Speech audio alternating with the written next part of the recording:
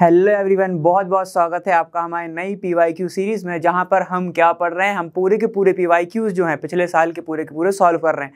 आप सभी मेरे को जानते ही होंगे, मैं हूं Arpit from favourite free learning platform, जहां पे आप सब पढ़ सकते हो physics, chemistry, maths, biology absolutely for free at learnohub.com।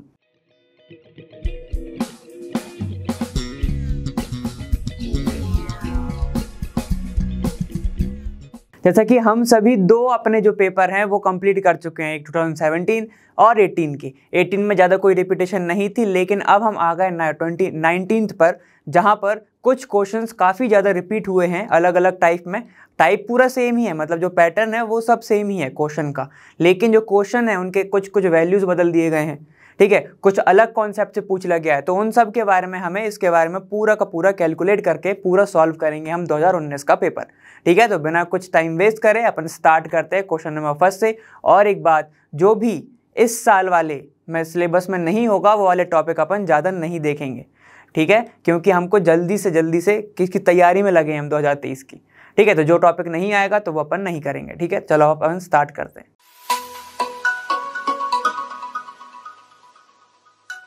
देखो, अब तुम्हारा है और पार्ट 25 का बोल रहा है represent the cell in which this following reaction take place. ठीक है, तो हमें कैलकुलेट ईएमएफ करना है। अगर तुम्हारा ई नॉट सेल कितना है 1.41 दिया हुआ है, तो चलो अपन जल्दी से निकाल लेते हैं। हम सभी को पता है किससे निकालेंगे, ई नॉट सेल हमारे पास गिवन है। ठीक है, तो हम सिंपल सी बात है, कंसंट्रेशन का भी गिवन है हमें, देखो सारे के सारे एक्वस का। ठीक है ना, आयंस का प्रेजेंट है, तो कैसे निकालोगे, नन इक्वेशन से निकालेंगे। ठीक है, तो क्या हो जाएगा, देखो E is equal to E cell is equal to E naught cell minus क्या हो जाएगा तुम्हारा 0.059 होता है, लेकिन मैं 6 लिख रहा हूं, upon n log concentration of product, active concentration of products upon active concentration of reactants.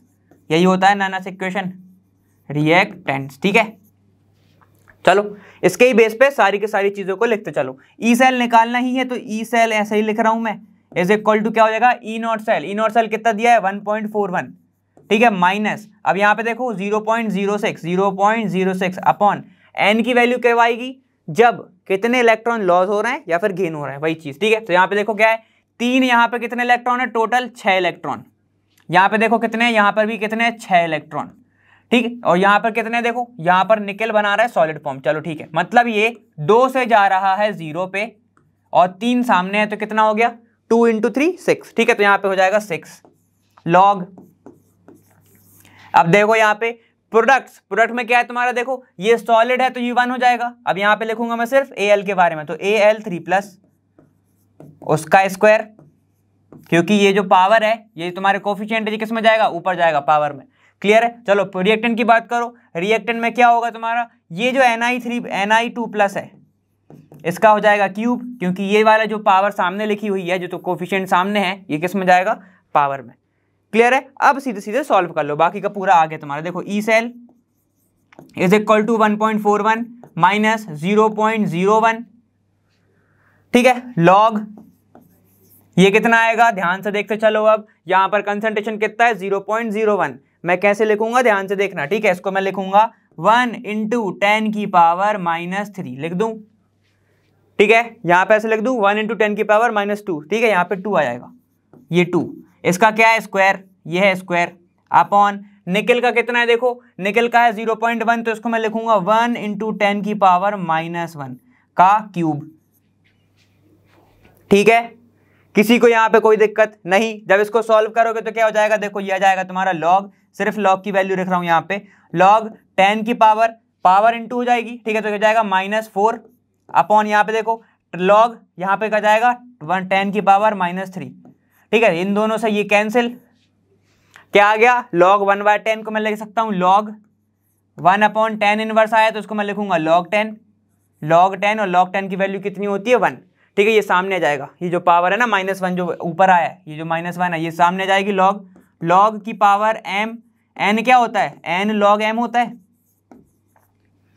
ठीक है, m log n होता है, तो यहाँ पे क्या जाएगी, पावर सामने जाएगी, तो यहाँ पर बन रहा है log 10 -1। ठीक है, देखो यहाँ पे 3 है, यहाँ पे -4 है, तो यहाँ पे क्या हो जाएगा, कैंसिल हो जाएगा, -1 बन रहा है। ठीक है, तो ये जो पावर है ये सामने जाएगी। ठीक है, देखो सारी वैल्यूज पुट कर रहा हूं मैं यहाँ पे, तो ये -1 सामने आएगा तो ये माइनस माइनस प्लस हो जाएगा, E cell is equal to 1.41 plus 0.01, तो आंसर क्या आएगा 1.42। तो यहाँ पे ई सेल क्या है, ई सेल की तो जो तुम्हारी वैल्यू आई है वो कितनी है 1.42, ठीक है। चलो तो तुम्हारा ई सेल आया वो आया 1.42, खत्म, ये हो जाएगा तुम्हारा आंसर।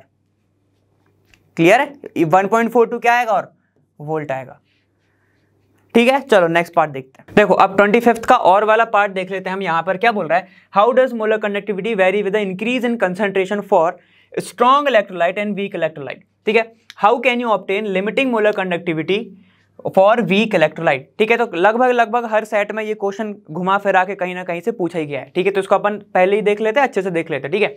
तो चलो सबसे पहले ये पूछ रहा है ये कि मोलर कंडक्टिविटी वेरी कैसे करती है, ठीक है। तो अपन देख लेते हैं वो। अगर मैं बात करता हूँ स्ट्रॉन्ग इलेक्ट्रोलाइट के लिए, स्ट्रॉन्ग इलेक्ट्रोलाइट्स के लिए, ठीक है। तो सबसे पहले तो हमें समझना पड़ेगा ये होता क्या है। स्ट्रॉन्ग इलेक्ट्रोलाइट वो होते हैं जो सॉल्यूशन में जाके पूरे टूट जाएं। जैसे कि एग्जांपल से बात कर लेते हैं हम, HCl क्या हो गया, H+Cl- में टूट गया तो स्ट्रॉन्ग इलेक्ट्रोलाइट हो गया, ठीक है। अब वहीं पे अगर हम बात कर लेते हैं एक वीक इलेक्ट्रोलाइट की, ठीक है, वीक इलेक्ट्रोलाइट्स, ठीक है। मतलब कि जो पूरी तरह से डिसोसिएट नहीं हो रहे हैं किसी सॉल्यूशन के अंदर, जैसे कि तुम्हारा एसिटिक एसिड CH3COOH, ठीक है। ये क्या बनाएगा तुम्हारा CH3CO- प्लस H+ बनाएगा, ठीक है। ये क्या है तुम्हारा पूरी तरह से डिसोसिएट नहीं होता है, इसलिए तुमने ऐसा साइन भी देखा होगा कि वो पूरी तरह से नहीं होगा, इस साइड भी जा सकता है, इस साइड भी जा सकता है। ग्राफ बनता है तुम्हारा मोलर कंडक्टिविटी और तुम्हारा C/2 से, मतलब अंडर रूट कंसंट्रेशन से बनता है, ठीक है। यहाँ पे आते जाओगे तो तुम डाइल्यूशन करते जा रहे हो, ठीक है। यहाँ पर आ रहे हो तो तुम्हारा डाइल्यूशन हो रहा है। अब मैं बात कर रहा हूँ C∞ पे। C∞ पे क्या होगा, यहाँ पर तुम्हारा ऐसा कर्व बनता है, ऐसा, ठीक है। ये किसका रहता है, स्ट्रॉन्ग इलेक्ट्रोलाइट का। मतलब कि यहां पर अगर मैं बात कर रहा हूं किस पे, तुम्हारा इसको इन्फिनिटी में बात कर रहा हूं, ठीक है, लिमिटिंग मोलर कंडक्टिविटी इसी को बोलते हैं। जब सी का कंसंट्रेशन तुम इतना बढ़ा दो तो तुम्हारी कंडक्टिविटी आएगी, उसको हमको बोलते हैं लिमिटिंग मोलर कंडक्टिविटी। अब मैं बात कर रहा हूं यहां पर जब कंसंट्रेशन क्या था, यहां पे था, ठीक है, जब तुम्हारा डाइल्यूशन कम ज्यादा नहीं था। जैसे जैसे तुमने डाइल्यूशन करा एक टाइम के बाद वो खत्म हो गया, तो यहाँ पे वैल्यू किसकी जीरो हो गई, तुम्हारे स्ट्रॉन्ग वाले की, ठीक है। तो ये हो गया तुम्हारा स्ट्रॉन्ग इलेक्ट्रोलाइट के बारे में। स्ट्रॉन्ग इलेक्ट्रोलाइट, इसकी कंसंट्रेशन जीरो कैसे हो गया, सारे के सारे जितने भी आयन से सब टूट गए, बचे ही नहीं कुछ, है ना, एकदम ही पूरे ही टूट गए। समझ में आ गया। अब हम बात करते हैं तुम्हारे वीक इलेक्ट्रोलाइट की। अगर मैं वीक इलेक्ट्रोलाइट की बात कर रहा हूं तो उसका कर्व कैसा जाता है, ऐसा जाता है, ऐसा। उसका कर्व क्या रहता है, स्टार्टिंग में उसका जो मोलर कंडक्टिविटी है काफी ज्यादा कम रहती है। क्यों कम रहती है, आयन के फॉर्म में ही नहीं टूटेगा। मोलर कंडक्टिविटी का मतलब क्या है कि वहां पर आयन प्रेजेंट होने चाहिए, कुछ तो तुम्हारे चार्ज प्रेजेंट होने चाहिए, वही होता है, ठीक है। तो वहां पे स्टार्टिंग में नहीं रहता है, लेकिन जैसे जैसे तुम डाइल्यूट करते हो तो वहां पर मोलर कंडक्टिविटी बढ़ते जाती है। क्यों बढ़ती है, क्योंकि वहां पर तुम्हारा डिसोसिएशन जो है, किसका डिसोसिएशन, इसका। अभी स्टार्टिंग में क्या रहता था कि बहुत लिमिटेड कंसंट्रेशन प्रेजेंट था, मतलब वॉल्यूम था, कम था। अब क्या किया मैंने, उसमें बढ़ाते गया, डाइल्यूशन बढ़ाते गया, ठीक है। तो वहां पर क्या होता है, यहां पर ये टूटना ज्यादा स्टार्ट कर देते हैं, ठीक है। तो मतलब इसका जो डिसोसिएशन है ये बढ़ जाता है, डिसोसिएशन बढ़ जाता है। अगर मैं बात करता हूं तुमसे कि कैलकुलेट करो वीक इलेक्ट्रोलाइट की इस ग्राफ से, तो नहीं कर सकते। क्यों नहीं कर सकते, अगर हम इसकी बात करते हैं स्ट्रॉन्ग इलेक्ट्रोलाइट की, तो इसको तो हम निकाल सकते हैं लैम्डा, ठीक है, तुम्हारा m molar is equal to limiting molar minus C/2। ये इक्वेशन देखी होगी तुमने, ठीक है। क्यों निकाल सकते हैं, क्योंकि ये एक स्ट्रेट लाइन इक्वेशन है, जिसके कारण अगर हम इसका इंटरसेप्ट निकालें, ठीक है, अगर मैं यहाँ पे सारी वैल्यू पुट कर दूं, ठीक है, तो आ जाएगा, ठीक है। लेकिन मैं बात करता हूं अगर तुम्हारी वीक इलेक्ट्रोलाइट की, ठीक है, अगर मैं बात कर रहा हूं वीक इलेक्ट्रोलाइट की, तो वीक इलेक्ट्रोलाइट में क्या होगा, देखो ये जो है कहीं पे कट ही नहीं कर रहा है क्या कट, और ना तो ये स्ट्रेट लाइन इक्वेशन है। जब ये स्ट्रेट लाइन इक्वेशन ही नहीं है तो तुम इस ग्राफ से वीक का नहीं निकाल सकते, इसीलिए कोलोरॉश आया। कोलोरॉश ने ये दिक्कतें क्या करी, दूर करी। कोलोरॉश आया, उनने कहा था ठीक है हम लिमिटिंग मोलर नहीं निकाल सकते, इसकी तो हम अलग तरीके से निकालेंगे। हमने क्या बोला कि लिमिटिंग मोलर कंडक्टिविटी जो रहेगी सॉल्यूशन की, वो इक्वल रहेगी उसके आयन के, ठीक है। आयन का अगर इंडिविजुअल आयन का मैं सम कर दूं, किसका, CH3CO- प्लस CH यहाँ पर H+, इसका अगर मैं सम कर देता हूं तो यहाँ पे मुझे क्या मिल जाएगा, लिमिटिंग मोलर कंडक्टिविटी मिल जाएगा, और फिर मैं यहाँ पे वैल्यू पुट करके निकाल सकता हूँ। समझ में आ गया? ठीक है, यहाँ पे तुम्हें ऐसा मिल जाएगा। फिर क्या मैंने अभी सही बोला कि यहाँ पे पुट करके वीक का जाएगा? नहीं आएगा। फिर तुम निकालोगे डिसोसिएशन, ठीक है, तब वो तुम्हारा क्या होता है, वहां पर अपन निकालते हैं कि alpha is equal to lambda upon limiting molar conductivity. याद आया? यहीं से निकलता है। क्लियर हो गया? तो यहां पर अपन ने सारी बातें क्लियर कर ली है, ठीक है। यहां पर अपन से पूछा क्या था कि अगर वेरिएशन करते हैं तुम्हारा कंडक्टिविटी में क्या फर्क आएगा। पहली चीज, अगर वीक है, ठीक है, तो डाइल्यूशन करने पे लिमिटिंग मोलर कंडक्टिविटी, मतलब मोलर कंडक्टिविटी बढ़ेगी, लिमिटिंग नहीं, मोलर कंडक्टिविटी बढ़ेगी। और अगर तुम्हारा स्ट्रॉन्ग इलेक्ट्रोलाइट है तो उसकी कम होगी। क्यों कम होगी? क्योंकि वो पूरा एक टाइम के बाद टूट जाएगा, फिर तुम्हारी मोलर कंडक्टिविटी आएगी ही नहीं। क्लियर हो गया? तो ये तुम्हारा वेरी था, और बाकी की जो अपन ने कहानियां पढ़ी हैं वो तुम्हें आगे लगेंगी ही लगेंगी। ये ग्राफ को ध्यान रखो, ठीक है। ये तुम्हारा वीक का है, ये तुम्हारा किसका है, वीक का, वीक इलेक्ट्रोलाइट, ठीक है। एक बार मैं ग्राफ फिर से एक्सप्लेन कर देता हूं। देखो, जब हमने स्ट्रॉन्ग का निकाला ग्राफ तो हमें एक स्ट्रेट लाइन इक्वेशन मिलती है, ठीक है, एक स्ट्रेट लाइन मिलती है जो ये बताती है जैसे ही मैं क्या करूंगा, यहां से कंसंट्रेशन कम करूंगा तो इसकी जो कंडक्टिविटी है वो हो जाएगी कम, 0 हो जाएगी, ठीक है। तो अगर मैं मैथ्स के भाषा में बोलूं तो यहां पर हमें क्या मिल जाएगा, एक इंटरसेप्ट मिल जाएगा, ठीक है। हमें यहाँ पे इंटरसेप्ट मिल जाएगा, मतलब यहाँ पे क्या हो रहा है, ये एक कट कर रहा है, इंटरसेक्शन टाइप का हो रहा है, एक पॉइंट मिल जाएगा। लेकिन फिर हम क्या करेंगे, जैसे हमें मिला हम इस इक्वेशन में रखेंगे तो हमें मिल जाएगा स्ट्रॉन्ग का। तो अब वीक की बात आती है। वीक में देखा कि जैसे ही मैंने कंडक्टिविटी क्या करा, कंसंट्रेशन में तुम्हारा एक कंसंट्रेशन प्रेजेंट था, मैंने डाइल्यूशन किया तो वो धीरे धीरे धीरे धीरे धीरे बढ़ा, ठीक है। फिर एक टाइम के बाद वो उछाल खाया, ऐसा आया। क्यों आया? क्योंकि वहां पर इसके क्या हो गया होगा, इस पॉइंट पे आके डिसोसिएशन बढ़ गया होगा, आयंस के फॉर्म में ज्यादा कन्वर्ट होने लगा होगा। जैसे ही कन्वर्ट होने लगा तब जाके हमें ऐसी लाइन मिली, लेकिन वो कभी 0 नहीं हो रही थी, क्योंकि पूरी तरह से डिसोसिएट नहीं होता है वीक इलेक्ट्रोलाइट। और अगर 0 नहीं हो रही है तो हम इस इक्वेशन से निकाल ही नहीं सकते, ठीक है, सीधी लाइन ही नहीं आएगी। और सीधी लाइन के लिए ये वाली इक्वेशन है, y = mx + c किसके लिए होता है, y = mx + c किसके लिए होता है, स्ट्रेट लाइन के लिए होता है। m क्या होता है, स्लोप होता है, स्लोप निकाल लेंगे तो आंसर आ जाएगा, ठीक है ना। अब यहाँ पे तो हम निकाल ही नहीं सकते। तब जाके तुम्हारे कोलरॉश भैया आए, उन्होंने कहा कि मैं सुधारूंगा इसको, कैसे, क्योंकि ये सारे के सारे किस पे डिपेंड कर रहा है, डिसोसिएशन पे। तब उन्होंने एक डिसोसिएशन कांस्टेंट दिया, आयोनाइजेशन, ठीक है। तो वहां पे टूटेगा अल्फा, याद आ रहा होगा, अल्फा तुम्हारी ये वैल्यू आई। अब बात ये आती है कि लिमिटिंग कैसे निकालोगे तुम। तब उन्होंने कहा कि लिमिटिंग के लिए मैं एक लॉ देता हूं, कोलरॉश लॉ। उन्होंने कहा कि अगर मुझे लिमिटिंग कंडक्टिविटी निकालनी है, मोलर कंडक्टिविटी पूरे सॉल्यूशन की, तो मैं क्या करूंगा, इंडिविजुअल आयन का कर दूंगा सम, तब मुझे मिल जाएगा लिमिटिंग मोलर कंडक्टिविटी। तब जाके तुम्हारा पूरा का पूरा ऐसा लॉ बना। क्लियर हो गया यहाँ पे? तो अपन ने ये सब पढ़ ली कि how can you obtain limiting molar conductivity for weak electrolyte. तो अपन किससे करेंगे, बाय कोलरॉश लॉ। इसका सीधा साधा सा आंसर है, ठीक है, समझ में आ गया। ये 25 का वाला क्वेश्चन है, इसलिए अपन ने थोड़ा ज्यादा पढ़ा इसको, ठीक है। चलो आगे चलते हैं। देखो 26 क्वेश्चन तुम्हारा क्या बोल रहा है, उसका ए पार्ट, फिनॉल जब भी रिएक्ट कर रहा है HNO3 के साथ ये बनाना है, ठीक है। तो चलो लिख लेते हैं, फिनॉल के बारे में बात कर रहे हैं तो बेंजीन के ऊपर होगा तुम्हारा O और यहाँ पर H, लोन पेयर जरूर बनाना, तभी मजा आएगा। लोन पेयर क्या कर देगा, इस सिस्टम को हाईली एक्टिवेट कर देगा। अब अगर मैं इसकी रिएक्शन किसके साथ करा रहा हूँ, कंसंट्रेटेड तुम्हारा क्या HNO3 के साथ, क्या देगा ये, NO2+ देगा। सिंपल सी बात है, सबको याद होगा, ठीक है। तो ये क्या करेगा, फिनॉल इतना ज़्यादा एक्टिवेट कर देता है इसको, इतना ज़्यादा एक्टिवेट कर देता है कि नाइट्रेशन कितना हो जाता है, बहुत ज़्यादा, ठीक है। तो देखो ऐसे बनाऊंगा मैं, ये तुम्हारा फिनॉल O और ये H, यहाँ पर भी NO2 लग जाएगा, यहाँ पर भी NO2 लग जाएगा, और यहाँ पर भी क्या लग जाएगा, NO2 लग जाएगा। क्यों? क्योंकि ये हर जगह साइट को क्या कर देगा, हाईली एक्टिवेट कर देगा। तो जो भी न्यूक्लियोफाइल आएगा डायरेक्ट किस पे अटैक करेगा, इन सब साइट पे अटैक करेगा। क्लियर हो गया इतना, ठीक है। तो ये हो गया तुम्हारे फिनॉल के बारे में, काफी ज्यादा इजी। चलो देखो, अब है प्रोपीन ट्रीटेड विद B2H6, जिसको मैं ऐसे लिखूंगा, ध्यान से देखना। चलो ये हो गई पहली रिएक्शन। दूसरी रिएक्शन की बात कर लेते हैं, ऊपर लिख रहा हूं मैं, ध्यान से देखना। प्रोपीन क्या होता है तुम्हारा, CH3 CH double bond CH2 plus, इसकी रिएक्शन हो रही है किसके साथ, देखो इसको मैं ऐसे लिख रहा हूं BH2 की होल 2, ऐसे, मतलब नॉर्मली मैंने ऐसे लिखा, देखो BH3 की पावर, BH3 क्या है, होल ट्वाइस प्रेजेंट है ऐसे, ठीक है, जब इसकी रिएक्शन होती है इन दी प्रेजेंस ऑफ क्या, परऑक्साइड H2O2 क्या देगा, OH माइनस देगा। तो हमेशा जब भी ये रिएक्शन कर रहा है किसकी प्रेजेंस में, कोई भी बेस भी अगर प्रेजेंट हो या परऑक्साइड प्रेजेंट हो, तो हमेशा ये क्या बनाता है, एल्कोहल। तो यहाँ पे लिख देना CH3 CH2 single bond CH2OH। यहाँ पे 3 प्रेजेंट है तो यहाँ पे कितने बनेंगे, 3 मॉलिक्यूल बनेंगे और 3 मॉलिक्यूल ही रिएक्ट कर रहे होंगे। क्यों, क्योंकि देखो BH कितना है, BH तुम्हारा 3 बार प्रेजेंट होगा उधर। ठीक है, यहाँ पे तुम्हारा ऐसे प्रेजेंट होगा तो तुम्हारा आंसर क्या आएगा, ये आएगा। क्लियर हो गया।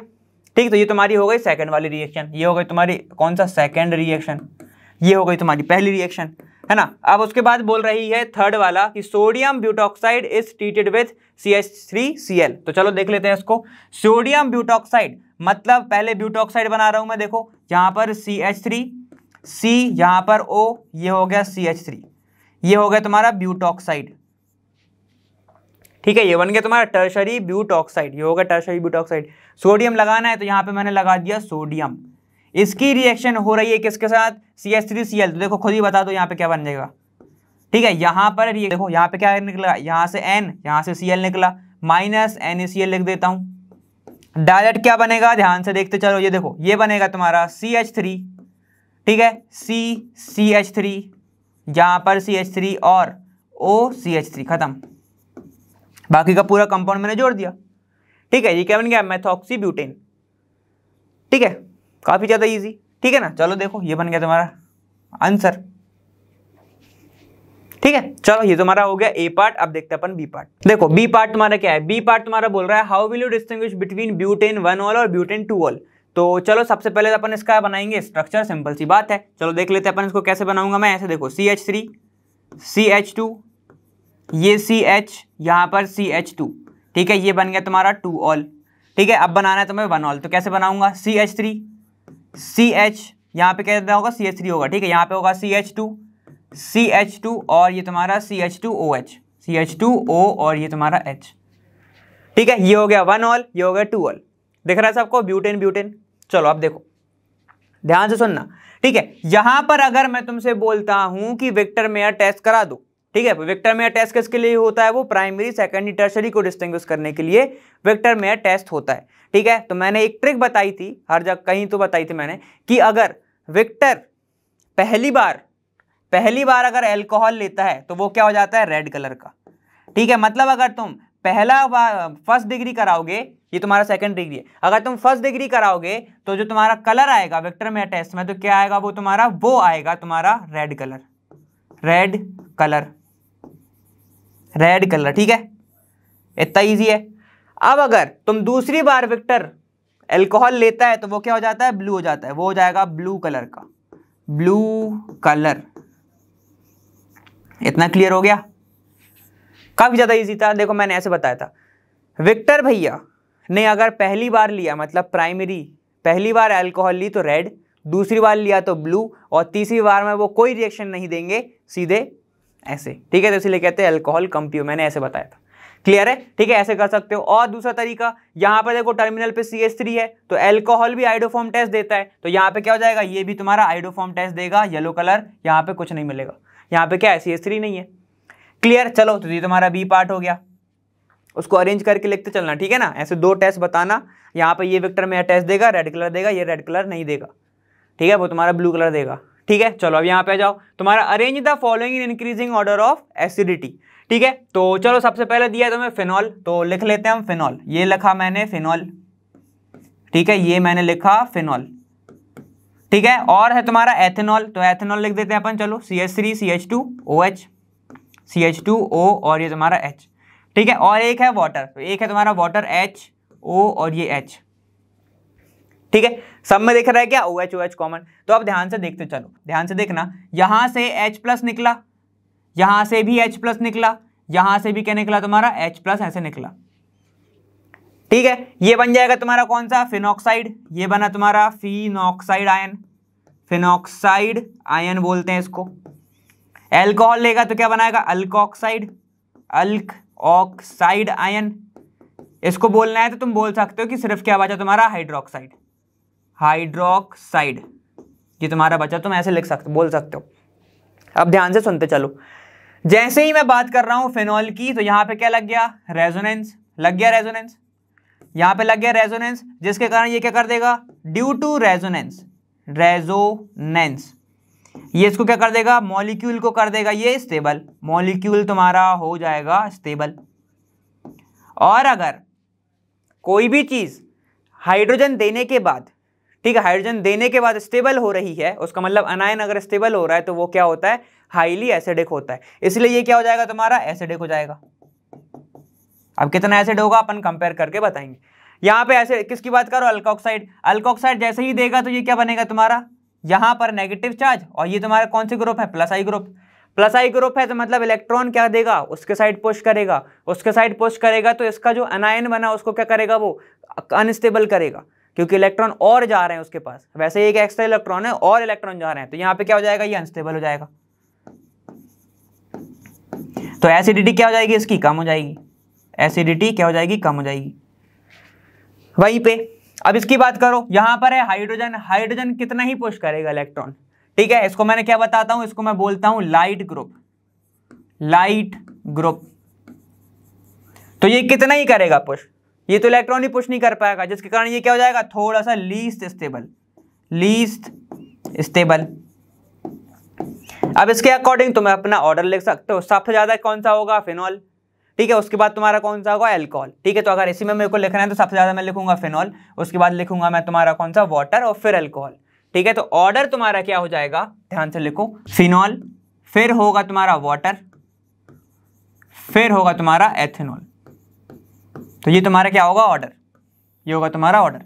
क्लियर है, ये सारे के सारे तुम्हारे हो गए रीजन, ठीक है, काफी ज्यादा इजी। चलो अब आगे चलते हैं। देखो अब है तुम्हारा 26th क्वेश्चन, ये बोल रहा है उसका और part, how can you obtain phenol, तुम फिनॉल कैसे बनाओगे, ठीक है, क्यूमीन से, बेंजीन, सल्फोनिक एसिड और तुम्हारा बेंजीन डायजोनियम क्लोराइड से, ठीक है, तो इससे सबको पता होगा, इजी होता है, क्यूमीन से भी हर जगह पढ़ा होगा, डायरेक्ट प्रिपरेशन तुम लोगों को एनसीईआरटी में दी हुई है। अब तुम्हारा सल्फोनिक एसिड पे अपन पढ़ लेंगे, ठीक है, बनानी एक ही चीज है, तो मैं देखो एक ही तरीके से बनाऊंगा, ठीक है, यहाँ पे बनाना है मुझे फिनॉल, ऐसा, ये मुझे बनाना है फिनॉल, ठीक है, ये बना फिनॉल, ठीक है, अब लोन पेन नहीं लिखूंगा क्योंकि यहाँ पे मुझे कोई चीज समझानी नहीं है।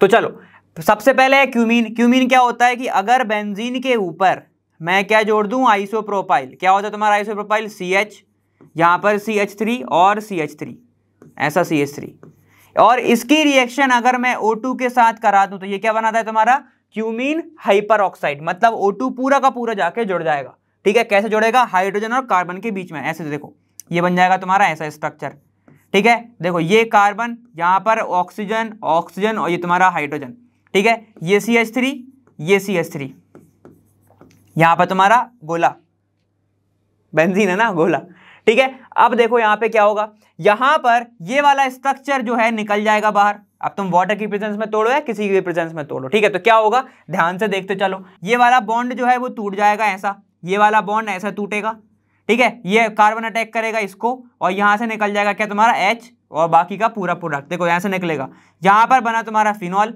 ये बन गया डायरेक्ट फिनॉल, ठीक है, ये बना तुम्हारा डायरेक्ट फिनॉल, ठीक है, और चीजें क्या निकल गई, तो यहाँ पे तुम्हारे पहले में निकला CH3, C double bond O, ये CH3, एसीटोन निकल गया बाहर, दिख रहा है, ये देखो CH3, C double bond O, CH3, ठीक है, ये हो गई तुम्हारी कौन सी प्रिपरेशन, क्यूमीन से फिनॉल तक, ठीक है। चलो अब अपन देखते हैं कौन सी, सल्फोनिक एसिड से। सल्फोनिक एसिड से काफी ज्यादा डायरेक्ट रिएक्शन है, तो कैसे लिखेंगे अपन, ध्यान से देखना, बेंजीन बना रहा हूं मैं यहाँ पे, देखो ये बेंजीन, सल्फोनिक एसिड क्या होता है, SO3H, जब इसकी रिएक्शन मैं कराऊंगा NaOH के साथ, इसको मैं हीट कर रहा हूं, तो डायरेक्ट ये क्या बनाएगा तुम्हारा, फिनॉल, डायरेक्ट बनाएगा फिनॉल। क्लियर हो गया इतना, ठीक है, तो ये तुम्हारा ये हो गया। अब काफी ज्यादा इजी है वो वाली रिएक्शन, तो वो भी देख लो, बेंजीन डायजोनियम में, ठीक है, इसका भी बाय प्रोडक्ट निकलेगा, तो अपन उसको अलग से लिख लेते हैं, ध्यान से देखना, देखो ये रहा बेंजीन डायजोनियम, बेंजीन, ठीक है, N2Cl, अगर मैं इसको सिर्फ वाटर की प्रेजेंस में वार्म कर दूं, ठीक है, क्या कर दूं, वार्म कर दूं, वार्म कर दूं, तो ये डायरेक्ट क्या बनाता है तुम्हारा, फिनॉल, क्या क्या चीजें निकल जाएगी, ठीक है, तो देखो क्या क्या निकलेगा, यहां से हमें गुड लीविंग ग्रुप पता है, एक यहाँ पे प्लस यहाँ माइनस, गुड लिविंग ग्रुप कौन सा होता है? नाइट्रोजन। तो यहां पर निकल जाएगा तुम्हारा नाइट्रोजन गैस बाहर प्लस इसका H, इसका Cl निकाल दो बाहर, HCl, क्या बन गया? फिनॉल। तो ये हो गई तुम्हारी तीनों की तीनों क्या प्रिपरेशन। डायरेक्ट सल्फोनिक एसिड से यहाँ पे क्या बन जाएगा? हीट करोगे सीधा फिनॉल। क्यूमीन से हाइपर ऑक्साइड बनेगा, क्यूमीन हाइपर ऑक्साइड, उसको तुम वाटर में अगर HCO+ के साथ कराओगे, एसिडिक वाटर के साथ अगर तुम उसको ट्रीट कराओगे, काट दोगे मतलब उसको तोड़ दोगे, तो क्या बनेगा तुम्हारा? फिनॉल।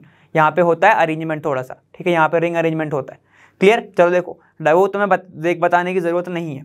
यहाँ पर अगर तुम्हारा बेंजीन डायजोनियम के साथ में कर रहा हूँ H2O के साथ वार्म, तो तुम्हारा नाइट्रोजन गैस बाहर, सबसे अच्छी लिविंग ग्रुप, H और Cl, बचा क्या है हाइड्रोजन का OH, मतलब वाटर का OH जुड़ जाएगा सीधा इस पे आके, क्या बन जाएगा? फिनॉल। ठीक है, काफी ज्यादा इजी। चलो अब देखते हैं अपन इसका बी पार्ट। देखो बी पार्ट क्या बोल रहा है तुम्हारा? बी पार्ट है write the structure of major product obtain from dinitration of 3-मिथाइल फिनॉल। ठीक है, तो चलो 3-मिथाइल फिनाइल की बात चल रही है, फिनॉल की। चलो देख लेते हैं अपन यहाँ पे। फिनॉल ये बनाया मैंने OH, तीसरा पोजीशन गिनो, 1 2 3, ये हो गया CH3, ये हो गई तीसरी पोजीशन। ठीक है, ये बन गया फिनॉल। ठीक है, 3-मिथाइल फिनॉल। ठीक है, इसका करना है तुम्हें नाइट्रेशन, वो भी दो बार नाइट्रेशन है। ठीक है, तो मैं डायरेक्ट लिख रहा हूं तुम्हारा क्या, HNO3 के साथ होगी, H2SO4 साथ में प्रेजेंट होगा, तो वो लिख लेना, यहाँ पे 2 बार लिख रहा हूं नाइट्रेशन। ठीक है, तो क्या बनेगा? ध्यान से देखो, एक पोजीशन ऑलरेडी ऑक्यूपाइड है। ठीक है, यहाँ पे ये किस पे भेजता है? या तो ऑर्थो पे या तो पैरा पे, दोनों पे भेज देगा। तो प्रोडक्ट क्या बनेगा? देखो डाइनाइट्रेशन में एक बार जाएगा, चीज है ऑर्थो पे। ठीक है, यहाँ पे देखो ये बन जाएगा OH, ये CH3 ऑलरेडी है, यहाँ पर रहेगा तुम्हारे डबल बॉन्ड, सबसे पहले ये भेज देगा किस पे? पैरा पे, तो जोड़ दो NO2, ये हो गया तुम्हारा मोनोनाइट्रेशन। दूसरी बात में वो कहाँ पे जोड़ देगा? तुम्हारा ऑर्थो पे, यहाँ पे जोड़ दो NO2, खत्म, ये तुम्हारा आंसर हो गया, डायरेक्ट प्रोडक्ट है। फिनॉल क्या होगा? ऑर्थो मेटा डायरेक्टिंग होता है और ऑर्थो पैरा डायरेक्टिंग होता है। ठीक है, तो क्या करेगा? पहले पोजीशन पे जब पहली बार रिएक्शन कराओगे HNO3 की, तो NO2 पे जोड़ देगा, दूसरी बार कराओगे तो ऑर्थो पे जोड़ देगा। काफी ज्यादा इजी था ये वाला। तो ठीक है, अब है तुम्हारा write the reaction involve in Kolbe reaction. तो बहुत इजी है ये भी। चलो कि कोल्वे क्या करेगा? यहां पर जब भी फिनॉल की रिएक्शन होगी, फिनॉल की रिएक्शन होगी NaOH के साथ, ठीक है, तब यहां पे क्या बनता है तुम्हारा? सोडियम फिनॉक्साइड बन जाता है। सोडियम फिनॉक्साइड बनता है, कैसा? ONA बनेगा, वाटर निकाल दो बाहर। ठीक है, अब इसकी रिएक्शन फर्दर कराई जाती है किसके साथ? CO2 के साथ। तो इसको मैं ऐसे लिख रहा हूं, देखो C double bond O, CO2 को लिख सकता हूं ऐसे। ठीक है, और उसको ही फिर तोड़ा जाता है, किसके साथ तोड़ा जाएगा? तुम्हारा H3O+ वाटर डाल के। देखो क्या होगा, जैसे ही ये तुम्हारा क्या करेगा? अटैक करेगा इसके ऊपर, ये जो ईन है इसके ऊपर अटैक करेगी। मैकेनिज्म की बात नहीं हो रही तो डायरेक्ट बनाओ। यहाँ पे क्या बनेगा? C डबल बॉन्ड O, ये O और ये एक H। ठीक है, यहाँ पे क्या बन जाएगा? O, यहाँ पर H, डायरेक्ट फिनॉल। इसका जो काम है ये एसिडिक मीडियम प्रोवाइड करना है। इसको क्या कर देगा? ये जो नेगेटिव बना है इसको H दे देगा। ठीक है, बाकी का तुम्हारा पूरा प्रोडक्ट, ये जो ईन है इस पे जाके अटैक करेगा, तो तुम्हारा क्या बन जाएगा? ये सैलिसिलिक एसिड। क्या बोलते हैं इसको? Salicylic acid. ये बन गया। क्लियर है? यहां कहां से? फिनॉल से। तो ये प्रिपरेशन यूज होती है सैलिसाइलिक एसिड को बनाने के लिए। कोल्बे नाम है इसका, मैंने बताया था। कोल्बे को कैसे याद रखोगे? KO मतलब क्या यूज हो रहा है तुम्हारा? कहीं ना कहीं CO2 यूज हो रहा है। ठीक है, KO से 2 चीज याद रखना, कार्बोक्सिलिक को और तुम्हारे CO2 को, KO से ऐसे याद रखना। क्लियर है? ठीक है, चलो अब आगे चलते हैं। तो इसी के साथ हमने सेट नंबर 2 हमारा कंप्लीट कर लिया है। जो आपके सिलेबस में थे सारे के सारे कंप्लीट हो गए हैं क्वेश्चंस। ठीक है, अब हम आ गए सेट नंबर 3 पे, जो कि पहला क्वेश्चन तुम्हारा बोल रहा है write the IUPAC name of the following compound. ठीक है, आयोपेक नेम लिखना है, IUPAC नेम। चलो लिख लेते हैं अपन यहाँ पे। सबसे पहले क्या करते हैं आयोपेक में? Selection of longest chain. ठीक है, तो सबसे पहले चीजें देखो, 1 2 3 4, 4 नंबर ही आ रही है चेन, तो ब्यूट आएगा कहीं ना कहीं। ठीक है, अब ध्यान देना, ये तुम्हारा फंक्शनल ग्रुप है और ये तुम्हारा ईन है, तो प्रेफरेंस सबसे पहले किसको देंगे? फंक्शनल ग्रुप को। ठीक है, तो नंबरिंग कहां से स्टार्ट होगी? यहाँ से 1, ये 2, ये 3 और ये 4, है ना? ऐसा काउंटिंग चालू होगी। अब क्या क्या यूज है करना है? ठीक है, जो तुम्हारा मेन फंक्शनल ग्रुप है उसका यूज होता है क्या? सफिक्स। इसका यूज होता है सफिक्स। ठीक है, और इसका जो क्या होता है, इसका प्रीफिक्स होता ही नहीं है, तो अपन क्या यूज करेंगे? इसका सफिक्स। क्या यूज करेंगे? इसका सफिक्स। क्लियर है? चलो अब सीधे सीधे नाम लिखते हैं, ये सब तो तुमको पता होगा। अब यहाँ पे देखो तुम्हारा 4 नंबर की चेन है तो ये हो जाएगा ब्यूट AN, ई रिप्लेस होता है सबको पता है, ठीक है। मेन है तुम्हारा कौन सा, ये वाला, तो ये लास्ट में लिखा जाएगा। पहले क्या लिखोगे, 3 पे क्या है, इन है, तो लिखूंगा ब्यूट 3 इन, और 2 पे क्या है तुम्हारा, ओन, तो 2 ओन, ब्यूट 3 इन 2 ओन, खत्म। तो ये तुम्हारा क्या हो जाएगा, आंसर। ये हो जाएगा तुम्हारा आयुपेक नेम, सिर्फ इतना लिख के आना है, बाकी कोई दिक्कत की बात नहीं। डायरेक्ट भी लिखोगे तो चलेगा, और ऐसे लगा बताओगे नंबरिंग करके तो भी चलेगा, कोई दिक्कत नहीं। आंसर तुम्हें तब, नंबर तुम्हें तब भी मिलेगा, ठीक है। अब नेक्स्ट क्वेश्चन चलते हैं। क्वेश्चन नंबर 2 देखेंगे अब हम, ठीक है। तुम्हारा क्या बोल रहा है सेट नंबर 3 का, arrange the following in the increasing order of acidic character, ठीक है। एसिडिक कैरेक्टर की बात हो रही है तो बहुत अपन बार पढ़ चुके हैं ये चीज, +I +R तुम सब कुछ पढ़ चुके हो, ठीक है। तो अब उम्मीद है कर लोगे। सबसे पहला दिया है बेंजोइक एसिड, तो स्ट्रक्चर बना लो। कैसे बनाओगे, ये तुम्हारा बेंजीन, ठीक है, ये रहा बेंजीन, यहाँ पर होगा C डबल बॉन्ड O, यहाँ पर एक O, ये एक H, ठीक है। लोन पे जरूर दिखा देना। चलो देखो, फिर है तुम्हारा फिनॉल, तो फिनॉल तुम्हारा ऐसा दिखता है, कैसा, बेंजीन के ऊपर अगर कोई भी एक O और एक H प्रेजेंट हो तो वो तुम्हारा फिनॉल होता है। अब है क्रिसॉल। अब देखो क्रिसॉल इसने पूरा स्पेसिफिक नहीं करा है, ऑर्थो मेटा पैरा, ये 3 टाइप के होते हैं, तो तुम कोई भी बना दो, ठीक है। तो मैं क्या बना रहा हूँ, ऑर्थो में क्रिसॉल बना रहा हूँ। देखो सर ये ऑर्थो मेटा पैरा कैसे कह रहे हो आप, ठीक है। अगर OH के रिस्पेक्टिव में पहले पे, मतलब इस पोजीशन पर अगर CH3 है तो उसको बोलूंगा ऑर्थोक्रिसॉल। सेम चीज आगे फॉलो होगा, अगर यहाँ पे है तो मेटा, और यहाँ पर है तो तुम्हारा कौन सा हो जाएगा, वो पैराक्रिसॉल, ठीक है। ये सब चीजें हो गई, ठीक है। नाम लिख लेना सबका। अब ध्यान से सुनो, एसिडिक कैरेक्टर मतलब क्या होगा, H+ आयन देना पड़ेगा। अगर इसने H+ आयन दिया, ये आयन दिया, यहाँ पे जाएगा नेगेटिव चार्ज। सेम चीज इसके में फॉलो होगा, ये प्लस ये नेगेटिव, और फिर क्या होगा, ये वाला आयन देगा प्लस और ये नेगेटिव, ठीक है। इतना सबको पता है, मतलब H+ आयन जो भी चीज देता है वो एसिडिक में माना जाता है, ठीक। अब ध्यान से सुनना, यहां पर ये नेगेटिव है तो इसके पास क्या है, रेजोनेंस है। देखो इसके पास रेजोनेंस है, ठीक है। फर्दर एक रेजोनेंस इसके साथ भी कर सकता है। देखो अगर ये नेगेटिव आ गया, यहाँ पे क्या हो जाएगा, ये रेजोनेंस हो जाएगा, ऐसा हो जाएगा रेजोनेंस, मतलब 2 रेजोनेंस होना है, मतलब ये वाला तुम्हारा स्टेबल है, ठीक है। ये तुम्हारा हो गया स्ट्रक्चर स्टेबल। अब ये अपन ने बहुत बार पढ़ चुके हैं ये, ठीक है, तो इसको मैंने थोड़े से ऐसे बता दिया, ठीक है। यहाँ पे क्या है, रेजोनेंस है, तो मैं क्या लिखूंगा, रेजोनेंस है यहाँ पर, या फिर मैं इसको लिख सकता हूं यहाँ पर क्या है, कॉन्जुगेशन है, कॉन्जुगेशन भी है। क्लियर हो गया, रेजोनेंस और कॉन्जुगेशन। अब यहीं पे बात करो, यहाँ पर क्या देखो, ये नेगेटिव सिंगल डबल, यहाँ पर कौन सा आ रहा है तुम्हारा, देखो इसको मैं बोल सकता हूँ नेगेटिव, ठीक है। ये हो गया तुम्हारा नेगेटिव चार्ज O के ऊपर, उसके बाद आ गया सिंगल, फिर आ रहा है तुम्हारा डबल, ऐसे आ रहा है। पार्शियल डबल बॉन्ड कैरेक्टर आ गया, lone pair single double, negative single double, positive single double, तो ये सब क्या होगा तुम्हारे, इसके पास क्या है, partial double bond character, partial double bond character है कि नहीं है, यही होता है, ठीक है। तो ये क्या हो जाएगा, ये भी स्टेबल हो जाएगा, ये क्या हो जाएगा, ये भी स्टेबल हो जाएगा, ठीक है। चलो अब इसकी बात करो, यहीं पे अगर मैं बात कर रहा हूं तो अब ध्यान से देखना, ये क्या है तुम्हारा CH3 मतलब अल्काइल ग्रुप, सबको पता है अल्काइल ग्रुप क्या होते हैं, +I ग्रुप, ये भी पता है। +I का मतलब मैंने बताया था, ये क्या करेगा, इलेक्ट्रॉन को पुश करेगा, दूसरे के साइड पुश करेगा, मतलब ये क्या कर रहा है, यहां पर इस सिस्टम को, ठीक है, सिस्टम बोलूंगा मैं इसको, क्या कर रहा है, इलेक्ट्रॉन रिच कर रहा है, इलेक्ट्रॉन रिच कर रहा है, ठीक है। इसको इलेक्ट्रॉन रिच करने की जरूरत है ही नहीं, क्यों, क्योंकि जब जैसे ही ये H+ आयन देगा तो इसके ऊपर एक क्या आ रहा है, एक्स्ट्रा इलेक्ट्रॉन आ रहा है, नेगेटिव चार्ज आ रहा है, ठीक है। तो उसके पास ऑलरेडी एक है, तो यहाँ पर देखो एक है और इलेक्ट्रॉन रिच कर रहा है, तो ये इसको क्या कर देगा, अनस्टेबल, ठीक है। तो ये क्या हो जाएगा, अनस्टेबल, ये हो जाएगा अनस्टेबल।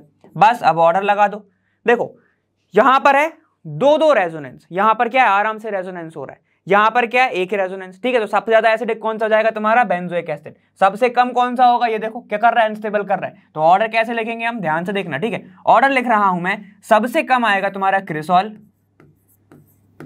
उसके बाद आएगा तुम्हारा फिनॉल, उसके बाद आएगा तुम्हारा कौन सा, बेंजोइक एसिड, जिसके नाम में ही एसिड है, वो तुम्हारा सबसे लास्ट में, मतलब सबसे ज्यादा एसिड है कौन सा, बेंजोइक एसिड। क्लियर, ये तुम्हारा आंसर हो जाएगा। इतना समझाने की भी जरूरत नहीं है, 1 नंबर में पूछा, डायरेक्ट ऑर्डर लिखना और आ जाना, लेकिन तुम्हें पता होना चाहिए ना कि कैसे क्या हो रहा है, ठीक है। इसलिए मैंने इतना लंबा करा। अब अगर आगे आया एसिडिक कैरेक्टर, बेसिक कैरेक्टर अपन डायरेक्ट करेंगे, ठीक है। चलो नेक्स्ट देखते हैं। देखो सेट नंबर 3, क्वेश्चन नंबर 3 क्या बोल रहा है तुम्हारा, write IUPAC name of the complex. ये तुम्हारा कॉम्प्लेक्स, तो एक चीज तुमने गौर करी होगी, पूरे के पूरे क्वेश्चन पेपर में हर बार ऐसे क्वेश्चन आया है। तो मतलब आयोपेक जो नेम वाले कोऑर्डिनेशन कंपाउंड से जो भी तुम्हारे आ रहे हैं, क्वेश्चन आ रहे हैं, वो उनको अच्छे से करना। ठीक है, चलो इसकी बात कर लेते हैं। इसका आयोपेक नेम बताना है तो बहुत इजीली बता सकते हो तुम। यहां पर देखो, ये इसको क्या बोलते हैं हम, इथेन 1,2 डायमाइन या फिर इथाइलिन डायमाइन, कुछ भी बोल सकते हो। ठीक है, जो तुम्हारी मर्जी है। इसको क्या बोलते हैं हम नेम में, एक्वा। ये तुम्हारा क्या हो जाएगा, साइनाइड। यहाँ पर 2 प्रेजेंट है तो साइनाइडो हो जाएगा। पूरा बता दिया है। अब उसको अल्फाबेटिक वाइज जमाते चलो। एक्वा पहले आएगा, डाइथाइल या फिर पहले आएगा, या फिर तुम्हारा कौन सा, साइनाइडो पहले आएगा। ए से स्टार्ट होती है ABCD। ठीक है, तो लिखेंगे हम एक्वा, एक्वा लिखा। उसके बाद क्या आएगा, ABC। ठीक है, तो तुम्हारा फिर आएगा C, क्या, साइनाइडो। लिख लो, साइनाइडो। अब आएगा तुम्हारा इसका नाम, कितनी बार प्रेजेंट है, 2 बार। ठीक है, तो कैसे लिखेंगे, ऐसे लिखेंगे, बिस, बिस। इथेन डायमाइन लिखना है, वो लिख लो, इथेन 1,2 डायमाइन, या फिर मैं लिखूंगा इस बार इथाइलिन, इथाइलिन डायमाइन, जैसे लिखना हो, दोनों सेम ही चीज होती है। ठीक है, इथाइलिन डायमाइन। इथेन डायमाइन में वो तुम्हें नंबरिंग भी बता देता है, 1,2 डायमाइन। ठीक है, बस इसमें वो फर्क है। ये हो गया तुम्हारा। उसके बाद आता है तुम्हारा, सब कुछ हो गई, अब बचा तुम्हारा कोबाल्ट। तो इसको लिखूंगा COBALT। एक चीज मिस हो रहा है, क्या, इसका ऑक्सीडेशन स्टेट, तो वो हमें निकालना पड़ेगा, सिंपल सी बात है। ठीक है, तो ये होता है न्यूट्रल, ये होता है न्यूट्रल, ये दोनों चले गए। अब बचा साइनाइड। साइनाइड का क्या होता है, -1, इसके साथ इक्वल। तो चलो अपन निकाल लेते हैं। कोबाल्ट का निकालना है तो मैं रख रहा हूं इसको X। ठीक है, EN और तुम्हारा H2O दोनों होते हैं न्यूट्रल लिगेंड, तो ये हो गया 0। ठीक है, साइनाइड का होता है तुम्हारा क्या, -1। सारी वैल्यूज को पुट करेंगे और देखेंगे। ठीक है, तो X प्लस कितनी बार, यहां पे देखो, ये हो गया 2 × 0, ऑक्सीडेशन स्टेट में ब्रैकेट में लिख रहा हूं। ठीक है, प्लस यहां पर हो जाएगा ×0। ठीक है, तो ×0। ठीक, प्लस एक बार प्रेजेंट है तुम्हारा साइनाइड, मतलब -1 इज इक्वल टू, देखो ऑक्सीडेशन स्पेयर का कितना है, +2 है, तो इसको मैं लिख रहा हूं 2 बस। ठीक है, +2 लिखो या 2 लिखो, बात एक ही। चलो सबको सॉल्व करो, तो X 2 × 0 0। ठीक है, +0 मतलब 0, तो ये कितना हो जाएगा, -1 इज इक्वल टू 2। ठीक है, अब इसकी वैल्यू निकालोगे तो X इज इक्वल टू हो जाएगा 3। X इज इक्वल टू हो जाएगा 3, मतलब 3 किसका है, सेंट्रल एटम का, सेंट्रल मेटल का। तुम्हारा ऑक्सीडेशन स्टेट क्या है, 3 है, तो बस लग दो यहाँ पे, क्या जाएगा 3, ऐसा 1 2 3, ऐसा रोमन में बताते हैं उसको। तो तुम्हारा ये क्या हो गया, आंसर हो गया। क्लियर है, बस तुम्हें ये आ गया, तो बाकी का तुम तो अब नेम लिखना तो सीख ही गया होगा, अपन इतनी बार करा है। क्लियर है, सारी वैल्यू अपनी सही है, क्या है, -1, ये हो गया। ठीक, चलो क्लियर है, तो ये होगा तुम्हारा ऑक्सीडेशन। अब देखो और वाला पार्ट बोल रहा है, यूजिंग आयोपेक नॉर्म राइट दी स्ट्रक्चरल फॉर्मूला। ठीक है, राइट तुम्हें फॉर्मूला लिखना है, तो इसका भी लिख लेते हैं। चलो देखो क्या है, अमोनियम। अमोनियम क्या होता है तुम्हारा, NH4, ये होता है अमोनियम। टेट्राफ्लोराइड मतलब 4 बार क्या होंगे, फ्लोरीन प्रेजेंट होंगे। सेंट्रल एटम क्या है तुम्हारा, कोबाल्ट, तो ये CO हो गया, और उसकी ऑक्सीडेशन स्टेट है 2, तो ये हो गया। ठीक है, 2-3 चीजें अपन को गिवन है, सारी वैल्यूज को पुट करके अपन चलो आंसर लेके आएंगे। देखो ये कहां पे प्रेजेंट है, लेफ्ट हैंड साइड, तो इसको मैं लिखूंगा NH4 ऐसा, ब्रैकेट क्लोज, ब्रैकेट के बाहर प्रेजेंट है। ठीक है, यहाँ पर टेट्राफ्लोराइडो कोबाल्ट, तो इसको लिखूंगा CO, क्योंकि सेंट्रल एटम है। ठीक है, सेंट्रल मेटल है। यहाँ पे 4 बार फ्लोरीन प्रेजेंट है, तो मतलब F4, तो ये हो गया। ठीक है, मेन चीज क्या ये सही है या नहीं है। ठीक है, मतलब कितने NH4 बाहर होंगे, कितने नहीं होंगे, तो इसको अपन कैसे निकालते हैं, कोऑर्डिनेशन स्पेयर का ऑक्सीडेशन नंबर निकाल लो, बाकी का इजी निकल जाएगा। ठीक है, तो चलो निकालते हैं। इसको मैं रख रहा हूं X रख रहा हूं, अब ध्यान से देखना। ठीक है, मेरे को सिर्फ इसका निकालना है, इसको साइड में रखो, इसको साइड में रखो, तो क्या आ जाएगा, देखो कोबाल्ट का कितना दिया है 2, तो इसको मैं लिख रहा हूं +2, प्लस फ्लोरीन कितने हैं 4, इसका ऑक्सीडेशन स्टेट कितना होता है -1, तो ये हो जाएगा -1 is equal to coordination sphere का अपन ने सपोज किया है X, तो ये हो जाएगा X। वैल्यूज को कैलकुलेट कर लो। चलो देखो ये क्या आएगा, +2 -4, साइन ऑफ बिग नंबर हो जाएगा माइनस, प्लस माइनस माइनस, तो ये हो जाएगा 2 इज इक्वल टू X। तो कोऑर्डिनेशन नंबर है इसका स्पेयर का जो ऑक्सीडेशन स्टेट आया वो क्या आया तुम्हारा -2। ठीक है, तो कितने NH4 लगेंगे इस -2 को न्यूट्रलाइज करने में, कंपाउंड तुम्हारा कौन सा बनेगा, न्यूट्रल कंपाउंड बनना है। ठीक है, तो ये क्या बन जाएगा, देखो NH4 का होता है -1 स्टेट, तो इसको मैं ऐसे लिख रहा हूं, डायरेक्ट आंसर लिख रहा हूं। ठीक है, यहाँ पे देखो ये हो जाएगा, ये हो गया NH4 होल ट्वाइस, -1 होती है इसकी, ठीक है, +1 होती है इसकी, तो 2 बार लगाएंगे तो ये क्या हो जाएगा, -2 न्यूट्रलाइज हो जाएगा। ठीक है, ये हो जाएगा तुम्हारा ऐसा, कोबाल्ट F4, बस ये तुम्हारा आंसर, ये हो जाएगा तुम्हारा आंसर। फिर से सुन लो, इसकी होती है 2-, इसकी होती है 1+1, ठीक है, 2 बार प्रेजेंट है तो ये कितना हो जाएगा +2, +2 से ये कैंसिल, तुम्हारा ये क्या जाएगा आंसर हो जाएगा। ठीक है, तो यहाँ पे तुम्हें 2 बार लगाना पड़ेगा, ऊपर नीचे कर दो तुम्हारा आंसर हो जाएगा। क्लियर है, अपन ने ये कर चुके हैं। चलो ठीक है, तो अपन अब चलते हैं नेक्स्ट क्वेश्चन पे। देखो क्वेश्चन नंबर तुम्हारे 7th की बात कर रहे हैं, सेट 3 की। तो इसमें क्या है तुम्हारा, out of 0.1 molar aqueous solution of glucose 0.1 molar aqueous solution of KCl। ठीक है, ये वही क्वेश्चन है जो अपन ने एक बार और कर चुके हैं। क्या है, which one will have a higher boiling point, कौन से का बॉइलिंग पॉइंट ज्यादा होगा। तो सिर्फ तुम्हें कंपेयर करना है वॉन टॉप फैक्टर से, क्योंकि हमें पता है बॉइलिंग पॉइंट क्या है, कोलिगेटिव प्रॉपर्टी में आता है कि नहीं आता है, एलिवेशन इन बॉइलिंग पॉइंट पढ़ा है ना। ठीक है, तो वहीं से निकाल लो, अगर आई की वैल्यू ज्यादा रही तो बॉइलिंग पॉइंट ज्यादा आएगा, सिंपल सी बात है। ठीक है, तो अपन कंपेयर करें, अगर मैं KCl को डाल रहा हूं वाटर में तो ये टूट जाता है K+ और Cl- में, तो आयन कितना देगा, N = तुम्हारा कितना आएगा 2 आएगा, और वही जो N आया उसको अपन I से करते हैं सपोज, मतलब जितना भी तुम्हारा डिसोसिएट हो रहा है, जितने आयन दे रहा है भाई तुम्हारी वॉन टॉप फैक्टर है ना, तो ये हो जाएगा तुम्हारा क्या, I = अपना आ जाएगा 2। ठीक है, तो ये तुम्हारा वॉन टॉप फैक्टर 2 आ गया। वहीं पे अगर मैं बात कर रहा हूँ कोई भी शुगर, यहाँ पर क्या है ग्लूकोज, उसका I निकालूं तो अपन लेते हैं उसका 1, क्योंकि नॉन इलेक्ट्रोलाइटिक है वो। नॉन इलेक्ट्रोलाइटिक का अपन सॉल्यूशन में क्या लेते हैं, मतलब वॉन टॉप फैक्टर क्या लेते हैं, 1 लेते हैं। तो यहीं पे देखो ये आ रहा है 2, ये आ जाए 1, तो यहाँ पर वैल्यू किसकी ज्यादा है, KCl की ज्यादा है, जिसके कारण क्या होगा, बॉइलिंग पॉइंट भी इसका ज्यादा होगा। सिंपल सी चीज है, एक ही चीज लिख के आओगे तुम, डिसोसिएशन KCl का होता है सॉल्यूशन में, वहीं पे तुम्हारा ग्लूकोज क्या है, नॉन इलेक्ट्रोलाइट है, जिसके अपन वॉन टॉप फैक्टर में जो वैल्यू लेते हैं वो 1 लेते हैं। यही रीजन है कि तुम्हारा KCl के ज्यादा आता है और इसका कम आता है। ठीक है, और पोलर नॉन पोलर से बताना चाहो तो उससे भी बता सकते हो। ठीक है, लेकिन उसमें ग्लूकोज भी तो पोलर होता है, तो वहां पे फंस जाओगे। क्लियर हो गया था ना, तो तुम इससे बताओगे। चलो देखो, अब तुम्हारा बी पार्ट जो है, तुम्हारा बी पार्ट तुम्हारा बोल रहा है predict whether van't Hoff factor I, ठीक है, वॉन टॉप फैक्टर क्या होता है, I इज लेस देन 1 और greater than 1 in the following. ठीक है, तो इसमें से क्या 1 से कम होगा I या 1 से ज्यादा होगा, तुम्हें ये बताना है। चलो देख लेते हैं, यहाँ पे क्या है, देखो एसिटिक एसिड दोनों में है, dissolve in water, dissolve in benzene. ठीक है, एक बात तुम्हें मैं बहुत अच्छे से बताना चाहता हूं, अगर 2019 का पेपर, ठीक है 2019 के तुमने सेट ABCDE जितने भी हैं सारे सॉल्व कर ली तो तुम्हारा पूरा सिलेबस कंप्लीट हो जाएगा। समझ में आया ना। ठीक है, तो ये देखो पूरा ही उससे दिया है। चलो देखो लेते हैं अपन यहाँ पे, सबसे पहली कंडीशन ले रहा हूं मैं इन वाटर। ठीक है, सबसे पहली कंडीशन ये ले रहा हूं, और सबसे पहले मैं तुम्हें ये बताना चाहता हूं, हम सबको पता है कि I = क्या होता है, N अल्फा प्लस ये होता है 1 - अल्फा, यही होता है। ठीक है, यहां पर N क्या है तुम्हारा, नंबर ऑफ जितने भी आयंस बन रहे हैं। ठीक है, number of ions in solution, जितने भी वो सॉल्यूशन में आयंस बन रहे हैं वो। क्लियर हो गया इतना। ठीक है, जितने भी पार्टिकल तुम्हारे सॉल्यूशन के अंदर है वो अपन N = लेते हैं। जैसे तुम्हारा KCl के कंडीशन अपन ने 2 लिए थे, क्योंकि 2 आयन टूटे थे, K+ और Cl- तो हो गई वैल्यू 2।